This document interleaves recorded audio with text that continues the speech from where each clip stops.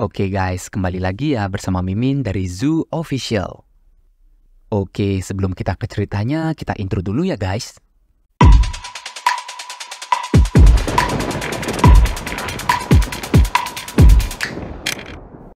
Oke, akhirnya kita balik lagi ke manhwa ini ya guys.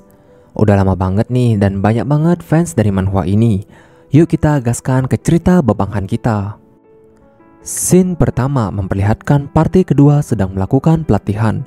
Banyak wajah-wajah yang baru yang bermunculan di party kedua. Ternyata mereka sedang lari tanding 2 melawan 5. Edith tiba-tiba berada di belakang orang itu. Ia berkata, "Bukankah sudah kubilang untuk mengerahkan segalanya yang kau punya? Hei kalian, jangan lengah karena ini hanya 2 lawan 5. Sudah ada banyak contohnya suatu tim dikalahkan hanya oleh satu orang saja ketika mereka meremehkan satu orang itu di medan pertempuran." Anggota party yang lain pun melanjutkan latihan mereka. Kali ini mereka melakukannya dengan serius. Bahkan mereka sampai-sampai mengepung Edith dari berbagai arah. Edith di sini masih dengan santainya menghindari semua itu. Tapi ya kalian tahulah ya, ini Edith didikan dari babanghan kita. Jadi nggak mudah untuk dilawan. Oke, kita tinggalin dulu mereka yang lagi latihan. Lalu scene pun berpindah setelah mereka selesai latihan, tepat di lantai 2 dari Tonya. Edith berkata, "Jadi bagaimana? Apakah makanan di lantai 2 ini enak-enak?"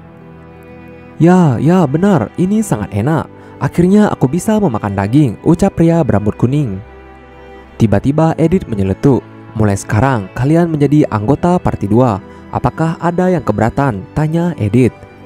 "Tidak. Itu suatu kehormatan bagi kami," ucap pria berambut kuning. Lalu wanita ini menyeletuk, "Bukankah diam di lantai 2 berarti misi kami juga akan sulit bukan? Aku telah melihatnya di replay stone." Baiklah, kalau begitu tetaplah diam di lantai 1. Meskipun kau di lantai 1 sekalipun, pada akhirnya kau akan mati juga. Apa kau tidak melihat orang yang tiba-tiba menghilang? Mungkin saja kau yang akan menjadi urutan selanjutnya.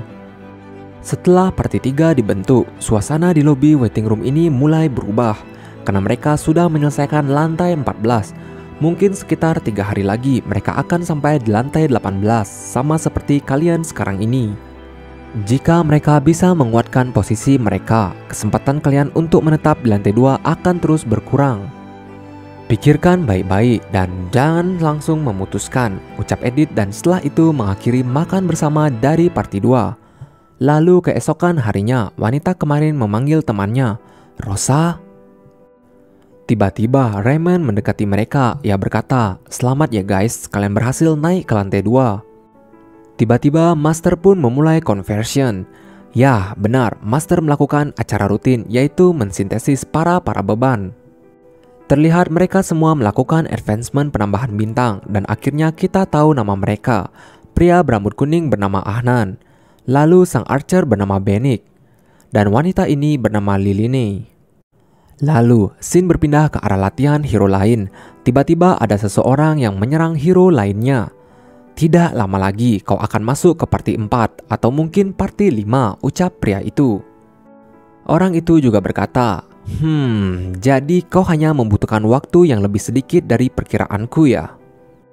Oke, lalu kita tinggalin dulu ya di Tonya dan beralih ke Nilfheim. Tepat di tempat Han dan Riddigon berlatih. Han terlihat sedang mati-matian melawan Riddigon. Riddigon menjelaskan, "Setelah skill Anda mencapai level 10, saya rasa Anda harus memisahkan skill itu. Jika teknik senjata dasar adalah pertarungan, maka teknik senjata menengah adalah perang. Mulai dari level menengah dan di atasnya sudah bukan lagi tentang kompetensi kekuatan, tapi perang taktik dan strategi. Anda harus mempertahankan wilayah sendiri, tapi di saat yang bersamaan juga berusaha menyerang pertahanan lawan. Itu adalah esensi dari teknik senjata menengah. Tipe swordsmanship yaitu yang Anda gunakan hanyalah metode yang Anda bawa pada suatu peperangan. Memang Anda telah membangun wilayah Anda sendiri, Master, tapi itu masih belum selesai sepenuhnya. Anda harus membangun tembok yang kuat dan keras, sampai lawan merasa ketakutan untuk memasuki wilayah Anda dan tidak akan bisa keluar dengan selamat jika mereka berhasil masuk.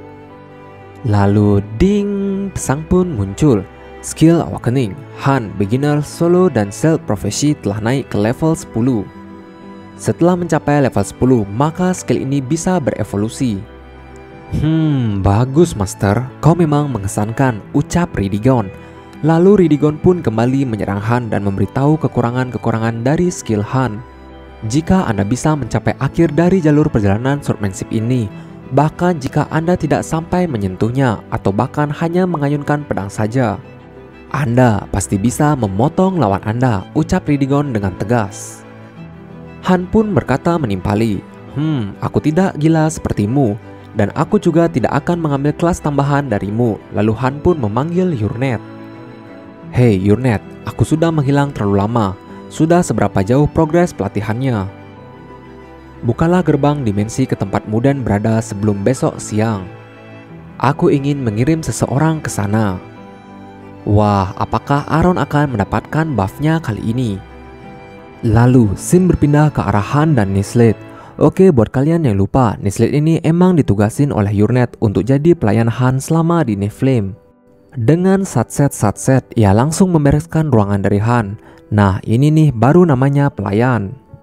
Han pun meminta Yurnet untuk menyingkirkan klon ilusinya karena ia akan hadir secara langsung di kelas. Dengan sigap, Yurnet mengiyakan perkataan Han. Han juga ingin mengecek sesuatu pada kelas hari ini. Ada hal yang harus ia sampaikan pada seseorang. Tiba-tiba Han pun menghampiri Jenna dan Aaron. Jenna pun dengan insting tajamnya ia berkata, "Bos, kau terlihat berbeda. Tapi apa mungkin ini hanya perasaanku saja?" tanya si Jenna. Han di sini terlihat kicap ya, dia bergumam. Insting Jenna memang tajam seperti biasa. Jenna mengeluh selama ini karena ia hanya latihan teori. Tapi Han langsung menjelaskan kalau mulai saat ini akan dimulai latihan di lapangan secara langsung. Jenna lagi dan lagi membela Han. Ya, rasanya semua pelatihan di sini aku pernah dapatkan darimu bos, ucap Jenna. Han pun bergumam, astaga, Jenna ini benar-benar sudah instingnya sangat tajam. Han juga berkata ke Aaron, "Aaron, nanti setelah istirahat siang, kau ikut denganku ke belakang gedung," ucap singkat Han. Nah, ini ya yang dimaksud Han tadi yang mau bertemu seseorang. Lalu, pelatihan praktek pun dimulai. Terlihat Jenna yang sudah ada dalam formasi tersebut. Han kali ini belum dapat kesempatan untuk ikut latih tanding. Kali ini mereka berbeda tim. Jenna seperti biasa selalu cekatan dan dapat diandalkan. Ia memulai inisiasi dalam penyerangan kali ini. Han yang melihat serangan Jenna yang makin tajam dan cepat, ia bergumam, tidak ada satupun hero yang setingkat dengannya yang bisa menandinginya sekarang. Jika dia terus seperti ini, maka dia bisa mendominasi seluruh pertandingan. Sedangkan malah Aaron sebaliknya, ia malah sangat tertekan di pelatihan kali ini. Lalu setelah selesai latihan, Han pun mengajak Aaron keluar. Tiba-tiba, Nislet datang membukakan portal untuk mereka berdua. Aaron sangat terkejut setelah ia mengetahui ia dibawa ke lantai 13 dan ia tahu lantai 13 adalah tempat hero terkuat di Nephilim tinggal. Yurnet dengan mode cantiknya ia berkata, "Selamat datang, aku Yurnet Sith. Aku adalah tangan kanan dari Master." Tiba-tiba pelayan Yurnet nyeletuk, "Sebenarnya sih Nona Siris yang tangan kanan." Yurnet di sini hanya bisa tersenyum pahit. Ini si pelayan emang kudu dikasih pelajaran ya, nyerocos mulu kerjaannya. Han pun to the point ke Aaron, "Bukannya kau bilang kau ingin menjadi lebih kuat? Sudah, ikuti saja perkataanku dan aku akan menjelaskannya situasinya nanti." Di sini Aaron masih benar-benar kebingungan dengan apa yang terjadi. Yurnet pun angkat bicara. "Secara pribadi, aku akan merekomendasikan cara ini. Aku kenal seseorang yang sama situasinya denganmu. Ia menutupi bakatnya dengan kerja keras yang amat sangat. Tapi pada akhirnya mereka hanya berujung di tembok yang tak bisa mereka lewati. Tapi ada satu pengecualian. Aku kenal orang bodoh yang bahkan tidak berbakat darimu, tapi dia mencapai tingkat yang setara dengan kami." Mendengar itu sontak saja ya, Aaron terkejut dan bertanya-tanya siapa orang itu. Yurnet melanjutkan perkataannya, "Tak peduli apapun yang ia pelajari dan siapapun yang mengajarinya, tak ada satupun pelajaran yang bisa masuk ke dalam otaknya. Yah, kau akan tahu setelah kau menemuinya secara langsung. Ini adalah gerbang dimensi yang terhubung dengan dimensi 0584 Ruanan." Oke, jadi ada penjelasan sedikit ya. Ruanan adalah tempat di mana terjadinya World Raid 2 tahun yang lalu dan saat ini di sana ada tempat Mudan menetap. Neslet ikut menjelaskan pada kejadian itu, banyak orang yang ingin mengikuti Tuan Mudan akan tetapi mereka semuanya mati. Aku tahu tempat itu berbahaya. Jika aku bisa bertahan di sana, maka aku bisa lebih kuat bukan? Tanya Aaron dengan menggenggam tombaknya. Dengan nada tegasnya, Aaron berkata, "Aku akan pergi ke sana, keputusanku sudah bulat." Asik, waktunya Aaron dapat buff sekarang. Yurnet juga menjelaskan kalau aliran waktu di sana berbeda dengan di sini. Dengan mantapnya Aaron melangkah ke dimensi itu. Han pun mengingatkan Yurnet, saat Aaron telah kembali, maka kirim dia segera ke Tonia. Aaron harus menemukan jalannya sendiri dan aku juga harus melewati jalanku sendiri, ucap Han. Kembali lagi ke pelatihan dari Han bersama Ridigon. Berikut statistik dari Han saat ini. Skill weaponku berubah dari beginner swordman dan seal profesi level 8 menjadi intermediate swordmanship level 1. Skill itu awakening dan terbagi, sebagian besar seal profesi, tapi pemahamanku tentang swordmanship menjadi lebih dalam ke tingkatan selanjutnya. Pain resistant, composure, berserk, indomitable, dan skill pasif lainnya juga naik 1 dan beberapa level juga.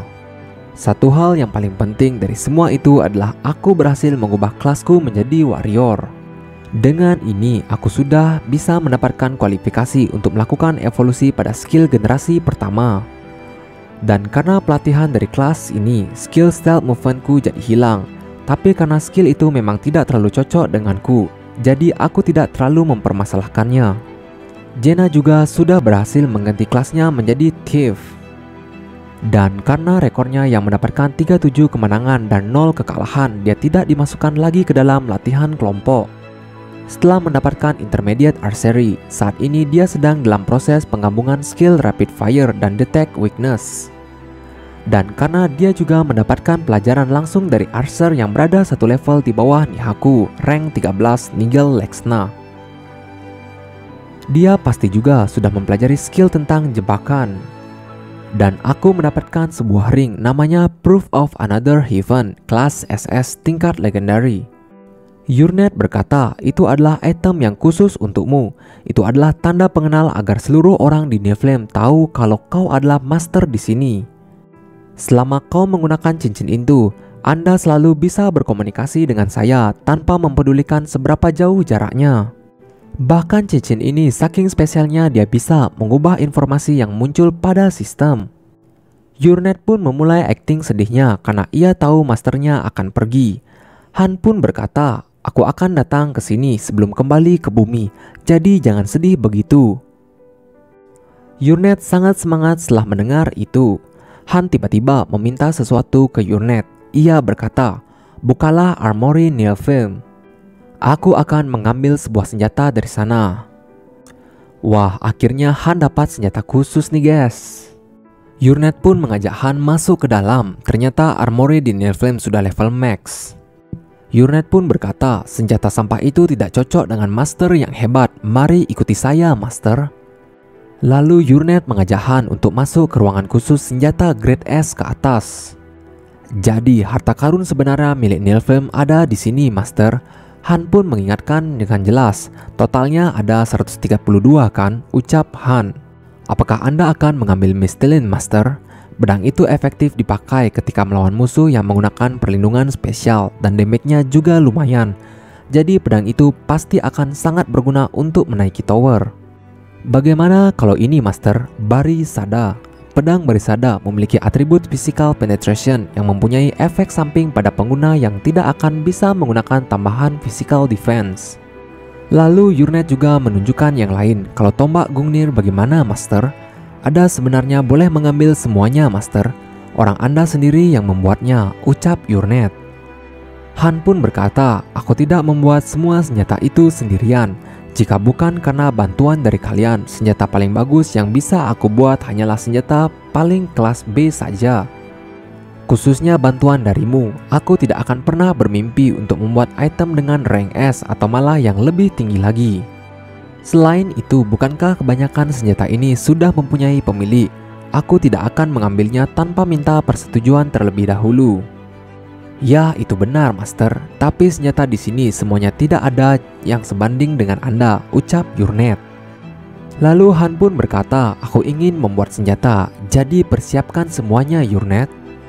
Lalu kita dibawa ke tempat penempaan. Terdapat beberapa pop-up bermunculan. Jadi Han di sini memilih tipis senjata pertumbuhan.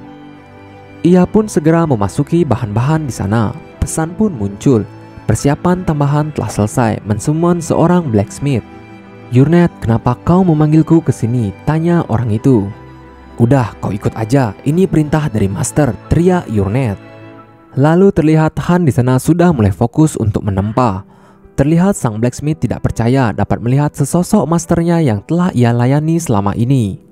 Yurnet pun membantu Han di sini. Ia berkata, Master, apakah Anda yakin kesulitan membuat senjata ini melampaui pembuatan rank S? Baiklah. Jadi ini sama seperti membuat 5 senjata itu ya. Oke, jadi kita akan membuat senjata kelas Divine. Ada 8 tingkatan ketika akan membuat suatu item di Genesis Forge. Pada umumnya seperti itu. Bagi mereka yang ingin memasuki Hell, harus ada pengorbanan yang diserahkan. Han pun memilih 3 item yang harus ia korbankan. Terlihat ketiga item itu pun masuk ke dalam tungku. Setelah itu pesan muncul, Anda telah menyerahkan pengorbanan yang luar biasa. The True Gates of Hell telah terbuka. Tingkat kesulitan berubah menjadi Supreme Divine. Nah, jadi ini tingkatan tertinggi ya dan tersulit. Han pun lalu memulai mode seriusnya. Jadi beberapa tingkatan dalam pembuatan senjata di game ini dibagi menjadi seperti mini games. Jadi seorang master wajib bisa menyelesaikan mini games tersebut. Lalu tepat di depan Han, game pertama pun dimulai, yaitu Cube Puzzle tingkat Super Hell plus Penalty. Ini game kayak Rubik ya, cuma lebih kompleks. Oke, menarik ya, ditunggu untuk kelanjutan ceritanya hanya di Zoo Official. See you guys.